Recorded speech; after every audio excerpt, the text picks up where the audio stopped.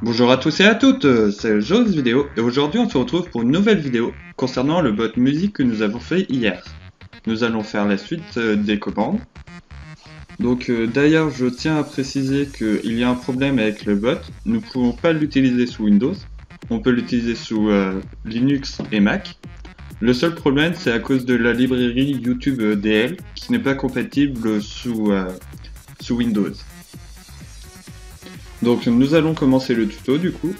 Donc nous allons commencer par la suite du tuto. Donc nous avions fait la commande help et la commande ban. Donc du coup là nous allons continuer avec la commande kick. Donc nous continuons en faisant la petite kick 2.kick qui va nous permettre de requérir la commande kick avec la fonction que nous allons créer tout de suite. Donc fonction kick entre parenthèses message comme toujours pour l'événement. Donc là on vérifie si le membre a la permission. Donc member has permission de kick les membres.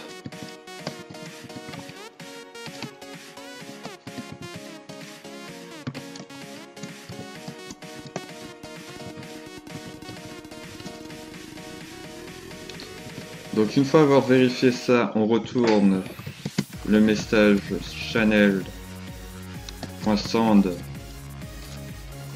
S'il n'a pas de permission, on envoie vous n'avez pas la permission.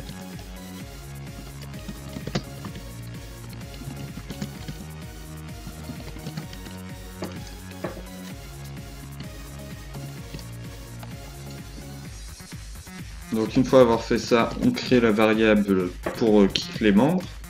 Donc member to kick. Donc là on choisit la personne, donc message mention .member first qui va avoir pour but de choisir la personne qu'on a mentionnée. Donc maintenant on vérifie si le membre mentionné est kickable ou pas.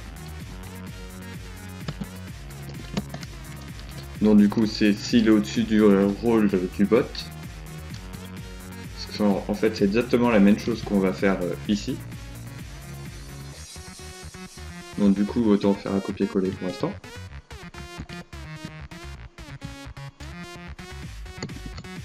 Voilà, donc du coup maintenant on vérifie si le membre est kickable ou pas. S'il est au-dessus du rôle du bot, le bot va pas pouvoir le kick. Ou s'il est administrateur, le bot ne pourra pas non plus le kick. Donc on fera avec la raison. Donc du coup ce qui donnera point d'exclamation ban @player raison ce que vous voulez, enfin pour le kick, pour afficher dans le bot log, enfin dans les logs de Discord. Et voilà, on a fini la fonction kick. Maintenant on va faire une petite fonction choose, enfin une petite fonction pour s'amuser, pour demander au bot entre quoi et quoi il va choisir. Donc on va créer les arguments comme toujours, letArg est égal message.content.split. L'argument qu'on veut choisir entre les deux pour couper ce qu'on veut voulons. Donc par exemple là ça va être point d'exclamation choose ce que je veux. Ça j'écris à la va-vite. Et le deuxième argument, par exemple le. Il choisira entre ce que je veux et le. Donc bien sûr ne pas oublier le point virgule, sinon ça risque d'y avoir des problèmes. Donc maintenant on vérifie l'argument 0 est égal à l'argument 0 avec un slice de 8. Ce qui nous permet de filtrer les 8 premiers caractères de la fonction. Après, nous créons la fonction à elle-même, donc letTrace, point filter, enfin pour les arguments. On va filtrer les arguments, le nombre d'arguments qu'on a mis. On retourne les arguments avec un trim qui doit être différent de vide, ce qui nous permet de vérifier si la fonction, si on met quelque chose de vide, ou qu'est-ce que ça va renvoyer. Donc, si le choix est égal ou inférieur à 1,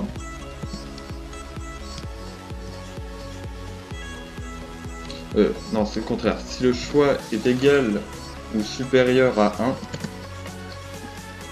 on va renvoyer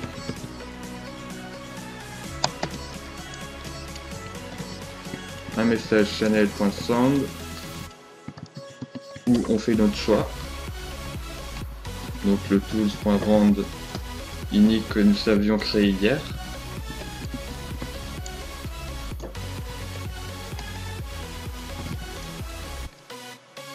Voilà, comme ça ce qui nous permet de filtrer le nombre de caractères et de renvoyer le premier, le deuxième ou le troisième choix par exemple. Sinon, on renvoie un message channel.sound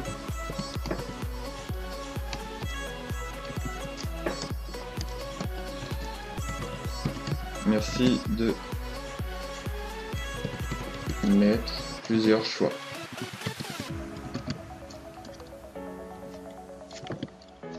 Voilà, au passage j'ouvre les guillemets que j'avais oublié juste au-dessus. Enfin les parenthèses plutôt. Enfin les crochets je veux dire. Donc maintenant cette fonction est faite. Donc il faut la requérir aussi ici. Donc le choose.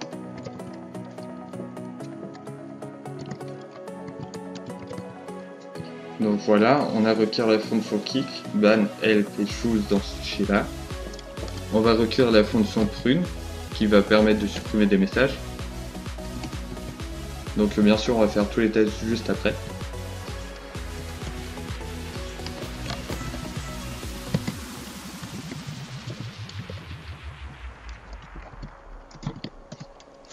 Voilà, maintenant on vérifie que le membre, si le membre n'a pas les permissions,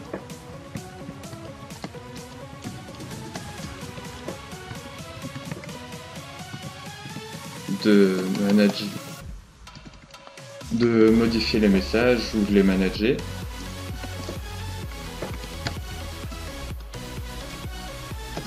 On retourne un message channel.sound. Vous n'avez pas la permission.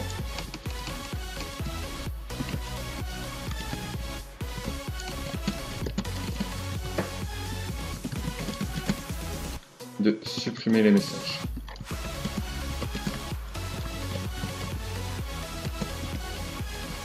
Voilà. Maintenant, on recrée encore les arguments avec un message content.split et une chaîne de caractères ce coup-ci. Donc, anti-slash comme toujours. Enfin le slash anti-slash s et de renouveau le slash.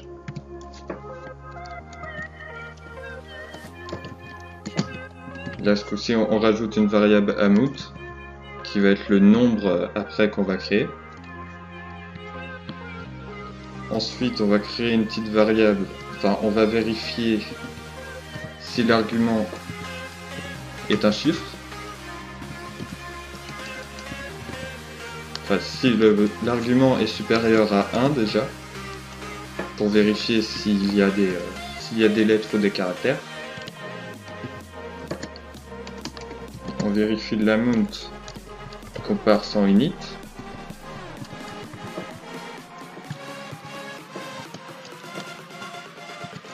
Donc du coup comme ça on vérifie le nombre de chiffres qu'on a mis. Ensuite, s'il n'y a pas de chiffre, on renvoie le message content égale point d'exclamation help musique, pas musique mais prune.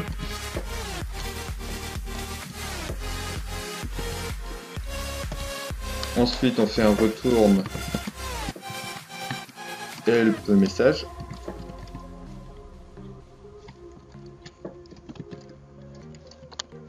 Une fois avoir fait ça, on vérifie le nombre de messages qu'on peut supprimer entre les deux.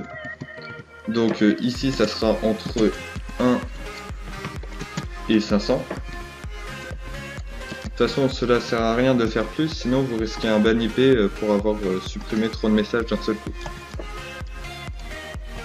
Donc du coup on fait un retour message channel.send.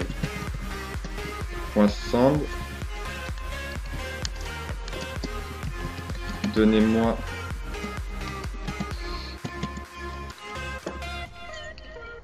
un montant de messages à supprimer entre 1 et 500. Donc du coup on referme. Ensuite on va ajouter des options assez pratiques. Donc let option tools parse option.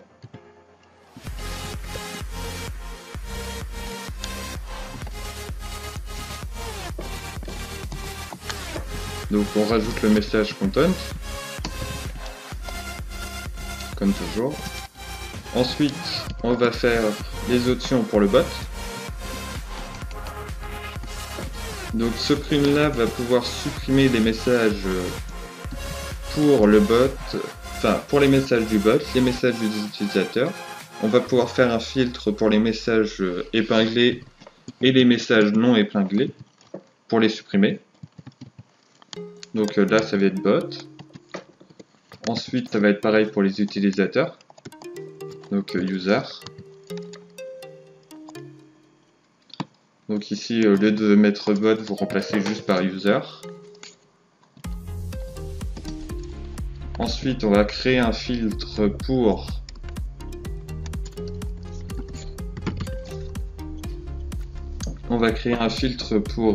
tout ce qui est en silence ou épinglé, bien sûr. Ensuite, une fois avoir fait ça, on va créer le filtre pour les messages épinglés ou qui les supprime silencieusement, enfin sans qu'il affiche de message qui ne le retourne. Donc du coup là ça va être un short. Non, là ça va être toujours le long. Ici on fait un filter. Ici on va faire un S.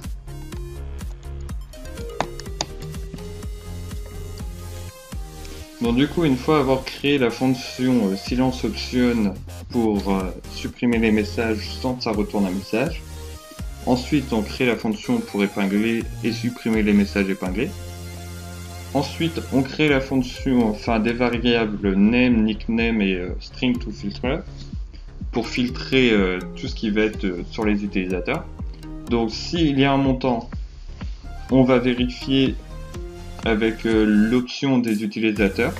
Donc c'est si on fait point d'exclamation prune le nombre qu'on veut ou le nombre qu'on veut tirer user, ça va supprimer les 10 messages des utilisateurs.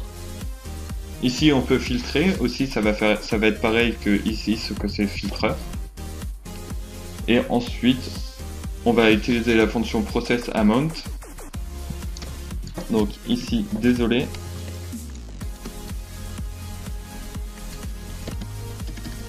je ne peux pas supprimer vos messages.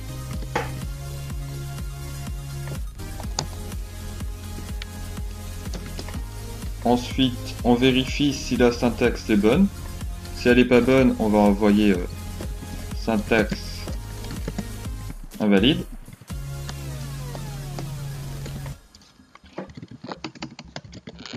Faites point d'exclamation help prune pour afficher votre aide. Donc du coup, une fois la fonction filtreur qui est faite, donc maintenant nous allons créer la fonction process amount. Donc fonction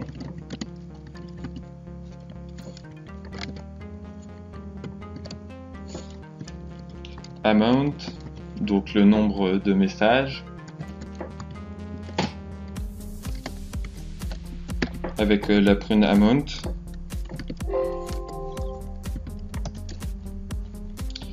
Maintenant, on va vérifier le nombre de messages qu'on peut supprimer. Donc, si l'amount, donc si le nombre de messages supprimés est supérieur à 100,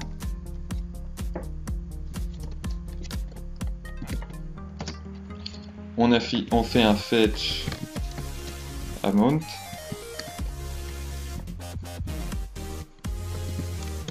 égale 100. Comme ça va nous éviter de supprimer plus de 100 messages. Sinon,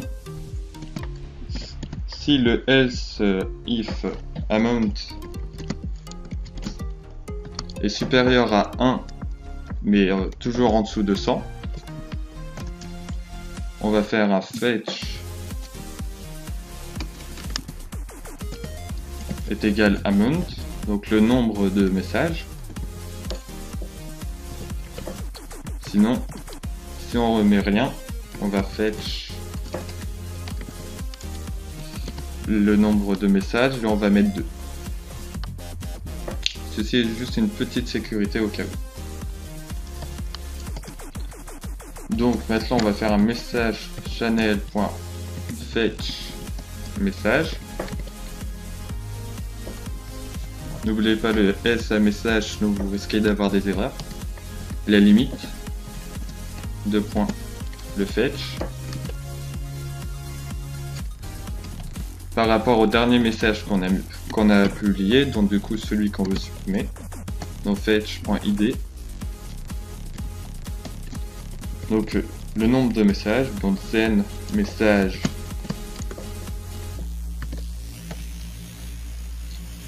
si l'amount est égal à 1, on fait message delete.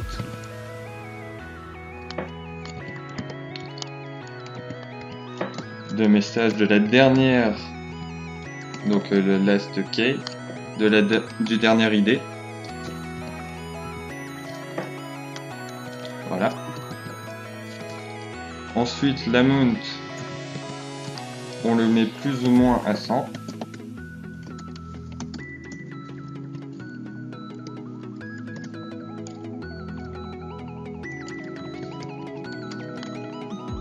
Donc, si l'option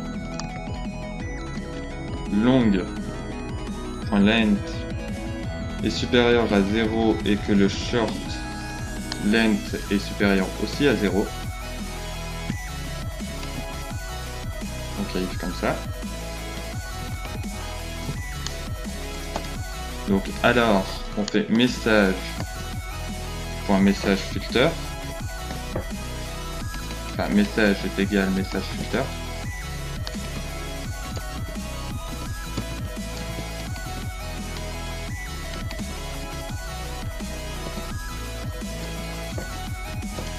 Donc ici par contre vous n'êtes pas obligé de mettre des parenthèses, donc, ça le fait automatiquement en fait. Donc du coup le code est bon aussi, donc ne me dites pas que j'ai oublié des parenthèses ou pas.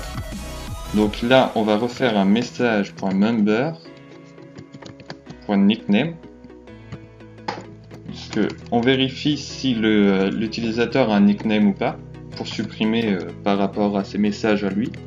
Parce que sinon dans l'objet ça va pas être bon, si vous vérifiez pas si ces messages sont bons ou pas. Donc message member nickname to lowercase.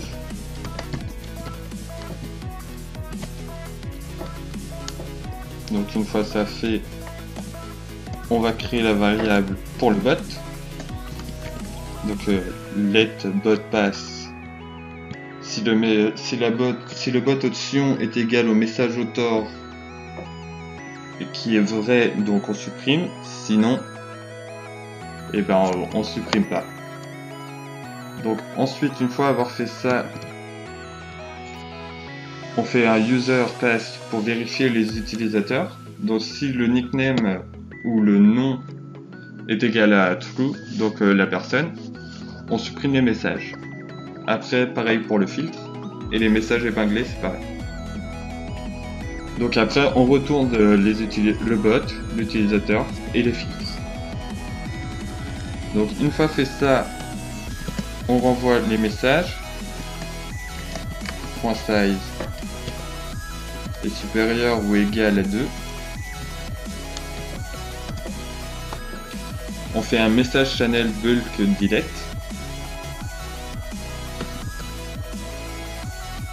Donc on va faire comme ça.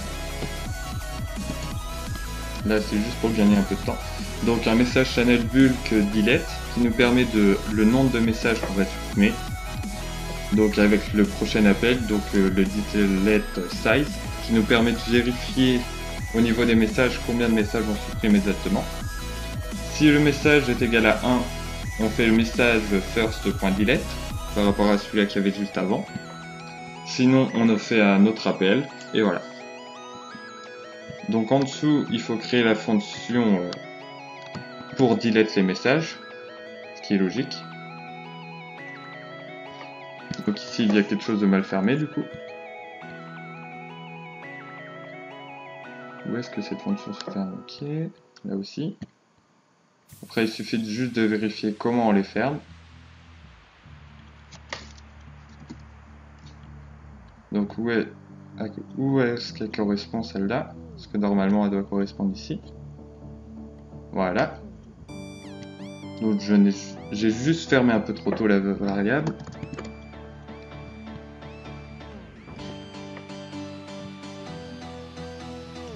Donc pour créer notre fonction netscall, il suffit juste de faire fonction netscall entre parenthèses delete size, qui va être le nombre que nous voulions supprimer. Donc on va utiliser le prune est supérieur ou égal au delete size.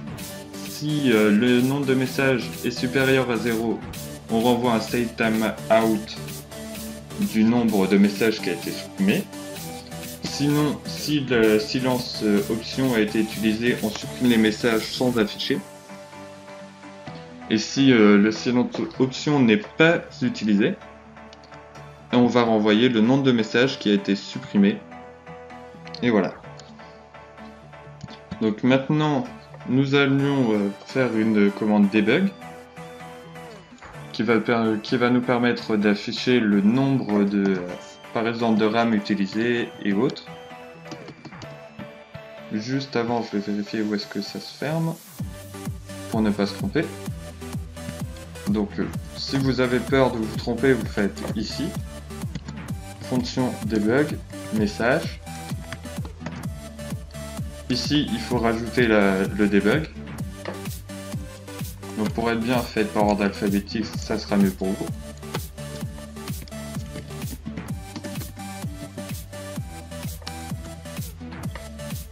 Voilà, comme ça tout sera dans l'ordre alphabétique. Ne pas oublier les virgules ou autres, parce que sinon vous allez avoir des problèmes aussi. Donc pour créer votre fonction debug, il va falloir faire 2-3 choses qui va être assez amusant. Donc ici vous allez appeler une nouvelle variable. Donc const os est égal au recueilleur de l'OS. Cette constance là n'est pas à installer vu qu'elle est installée de base sur votre OS. Donc vous demandez juste des configurations par rapport à vous. Donc nous allons créer deux variables pour le temps. Donc late time et late time 1 est égal mat.round qui va avoir pour but de nous donner les chiffres ronds et non nous donner des chiffres à virgule, enfin ça sera des chiffres entiers. On va faire exactement la même chose pour en dessous, pour la deuxième variable, sauf que au lieu que ça soit l'OS, ça va être le process. Ici, ça sera la variable qui va vous permettre de savoir depuis quand votre ordinateur ou votre VPS est allumé. Cette variable-là, ça sera depuis quand le bot sera allumé. Donc si vous voulez vérifier, il suffit de faire un console.log de UITime pour vérifier sur votre OS par exemple. Ensuite, on va créer deux variables. Encore une fois, donc late UITime et late UITime late UITime import, qui va nous permettre au niveau du temps de parser le temps, parce que l'ordinateur va renvoyer ça sur plein de tout le temps en secondes de l'année par exemple. Donc ça va faire un if UTime est égal, s'il est en dessous de 60 secondes, enfin si UTime est en dessous de 60 secondes, alors on va le parser en secondes. Sinon, s'il est au-dessus de 3600 secondes, on va le parser en minutes. S'il est au-dessus de 86 400 secondes, on va le parser en heures, puis en minutes, puis en secondes, pour le reste du temps qui restera. Et on va faire pareil pour le nombre de jours, d'heures, de mois, de minutes et de secondes. J'aurais pu pousser aussi ça plus loin en faisant les mois ou les années, mais je doute que votre bot reste plusieurs années allumé sans qu'il ait aucun bug. Donc du coup ça va pas être utile pour vous. Donc déjà quelques semaines c'est déjà énorme au niveau RAM, donc du coup ça m'étonnerait. Donc là je fais pareil pour la deuxième variable qu'on a créée là, du UTime. Ou d'ailleurs ici, si vous avez regardé, vous aurez remarqué que tous les UTime sont faux, puisqu'on utilise le UTime 1 et non le UTime 2. Ensuite, vous allez créer un message, donc soit un embed ou autre, qui va vous permettre de renvoyer toutes les données. Donc pour mon cas, moi ça sera une embed. Du coup, je vais faire un copier-coller même si c'est pas trop long. Voilà. Donc du coup, ici nous allons rajouter la plateforme sur laquelle on est. Donc là, l'arche, donc si c'est Linux, Windows ou Mac, qui va être avec le nom de la version, pour Node.js. L'idée utilisée pour Linux ou pour Windows, ça va être le numéro précis, la mémoire totale qu'on utilise en mégas.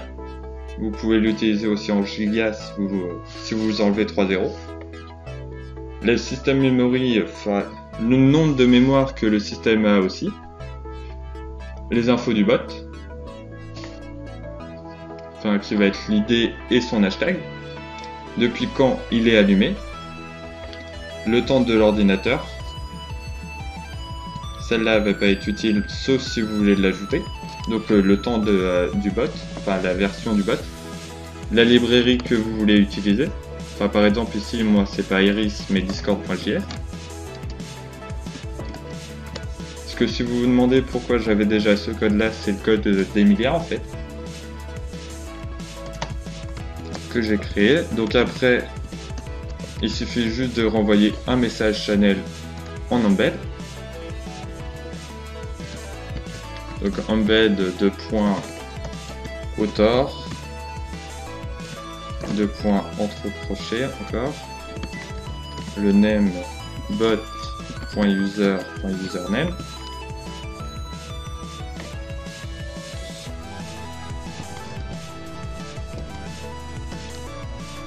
L'icône URL.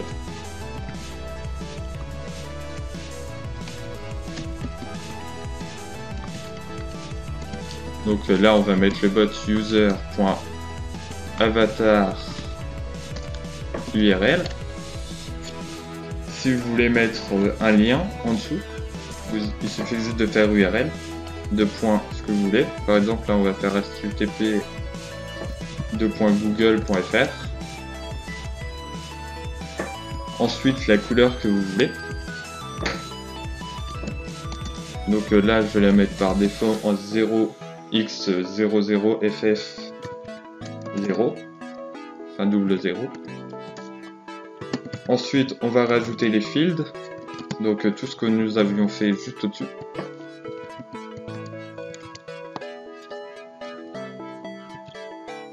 Voilà. Donc comme ça, tous les fils que nous avions fait, donc tout cela, avec la version en slice et tout ça. Donc tout ce qui est ici. Donc maintenant on enregistre. On ouvre le dossier, enfin l'index.js. Toutes les commandes que nous avons fait, il faut qu'ils soient requérées ici. Donc par exemple là je refais par ordre alphabétique aussi. Donc là on va rajouter les commandes que nous avions fait, donc le choose. Donc ici il suffit juste de faire des copier-coller des fonctions que vous avez exportées juste avant. Bien sûr il ne faut pas oublier les points-virgules sinon vous allez avoir des problèmes. Et vu que ça se trouve dans le fichier cmd, vous faites cmds. Pareil pour le help, celui-là il est déjà fait. Le choose est déjà fait aussi. Le ban c'est pareil. Après il reste juste le debug, le kick et le prune. Donc pour l'instant vous avez juste à faire ça.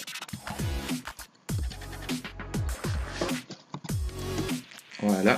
Donc du coup, ici vous faites, si vous voulez faire comme moi, vous appuyez sur CTRL et avec votre souris, votre pad, vous sélectionnez l'endroit et voilà. Donc maintenant vous avez appelé la fonction ban, la fonction choose, help, debug, kick, prune et musique dans votre bot. Donc ensuite, vous allez avoir besoin de créer vos commandes, enfin de créer les commandes sont faites. Mais dans votre aide, vous allez avoir besoin de rajouter. Donc là, ici, j'ai rajouté déjà au préalable la commande prune. Plus tard, si vous voulez, je ferai une commande roll. Cette commande-là, on s'en fiche, on n'a plus besoin.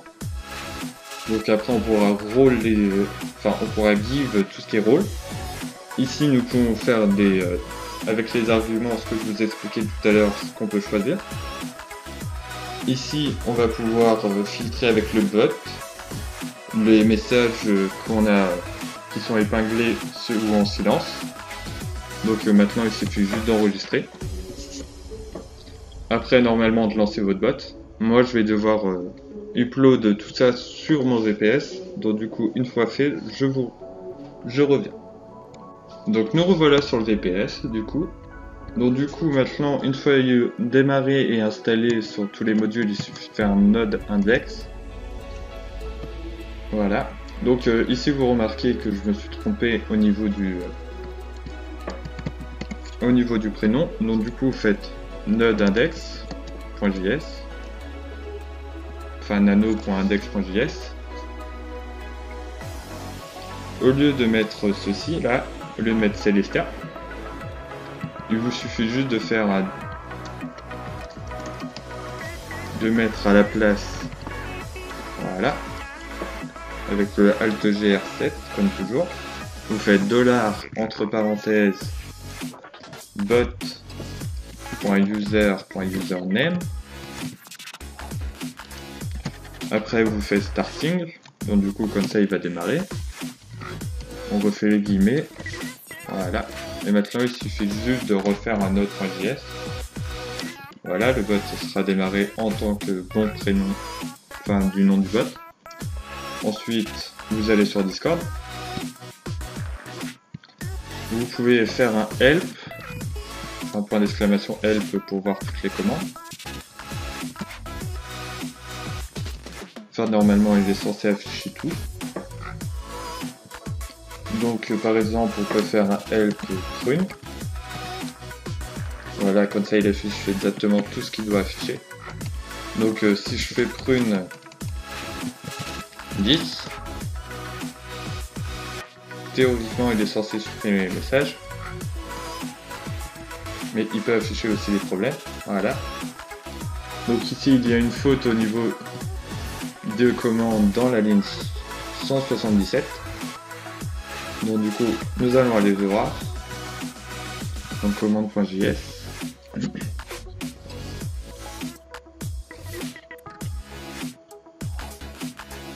Donc ici, j'ai fait une faute au lieu d'écrire member, j'ai écrit member. Donc du coup, c'est un peu embêtant. Donc du coup, là, je vais aller modifier direct.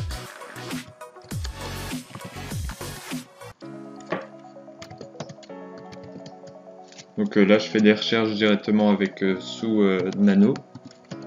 Voilà.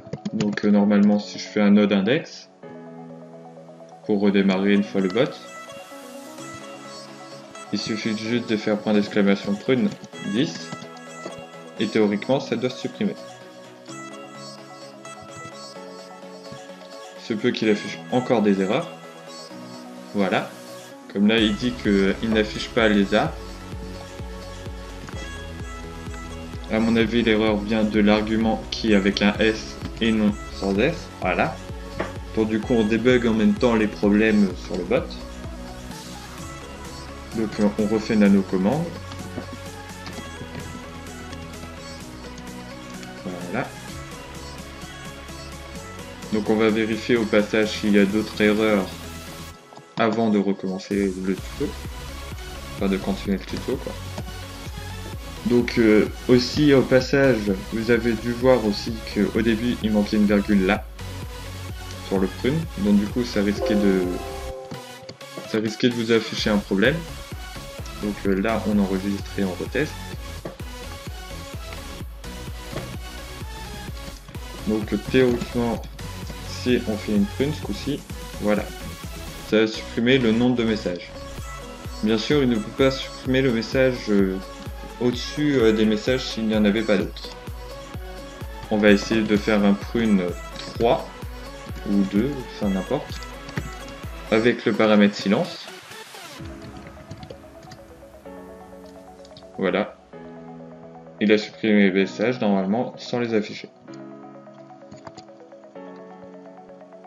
Donc là, il faut faire attention que les guild members sont dépréciés, mais nous pouvons toujours les utiliser. Mais dans le prochain coup, il faudra utiliser les arrêts maintenant.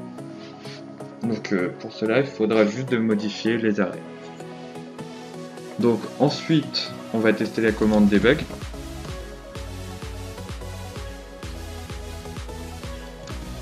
Donc là, s'il a un problème, il vous l'affiche directement. Donc ici, il vous affiche que le bot n'est pas défini. Donc on va faire un nano. Ce qui est exact, c'est logique que le bot n'est pas défini vu qu'il est censé être dans l'autre fichier. Donc ici, soit vous incluez le fichier, enfin votre index.js, ou sinon vous exportez la commande, ou autre fonction qui peut être pratique, c'est soit vous supprimez, soit vous incluez, soit vous mettez pas du tout. Donc là on va pas s'enquiquiner à perdre de temps, on va faire juste comme ça.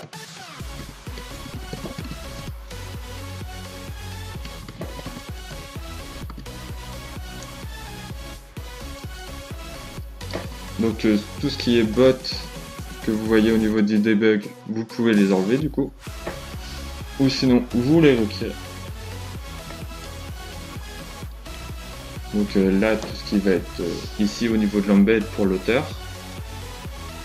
Donc là, on va pas perdre de temps, on va faire un message .user. Comme ça, ça va être vous qui va être affiché à la place. Ce qui peut être sympa aussi. Et ensuite, on fait un debug. Ah.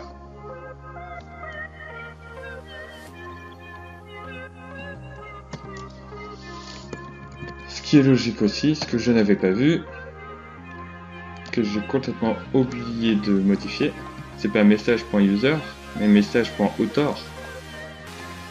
Ce qui est forcément logique.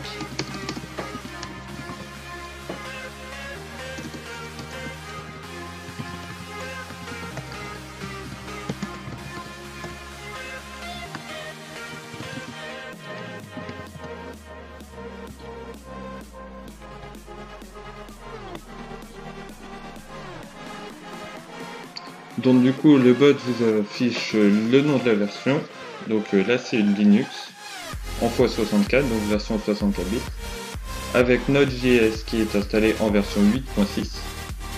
Le numéro du processeur, enfin de l'utilisation, donc le processus. Le nombre de RAM qui prend, le nombre de RAM utilisé sur le bot, le nombre de, enfin le temps que le bot est depuis le temps que l'ordinateur est allumé. Parce que ce n'est, là c'est inversé d'ailleurs, où il faudra juste inverser bot et computer pour que ça soit mieux. La librairie utilisée et le temps utilisé. Donc par exemple on peut faire le choose, enfin le choose, le, et puis entre parenthèses, enfin les par exemple, pour savoir entre quoi et quoi il va choisir. Voilà, ici il choisit le. Donc c'est ainsi que cette vidéo s'achève.